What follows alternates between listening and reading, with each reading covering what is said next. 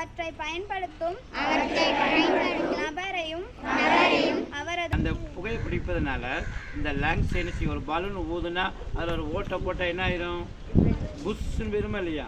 அது மாதிரி நம்ம எவ்வளோக்கு எவ்வளோ ஸ்மோக்கிங் பண்ணிக்கிறோமோ இந்த லங்ஸ் வந்து ஒரு 50-60 வயசு ஆகும்போது பார்த்தீங்கன்னா பழுதடைத்து பொட்டலாயிரும். அப்போ காற்று நல்லா சுவாசிக்க முடியுமா? முடியாது. அதனால அன்பு மாணவர்களே, நாம் புகையிலைக்கு மதுபானத்திற்கு அடிமையாக கூடாது. அப்படியே அடிமையானால் நுரையீரலை பாதிக்கும்.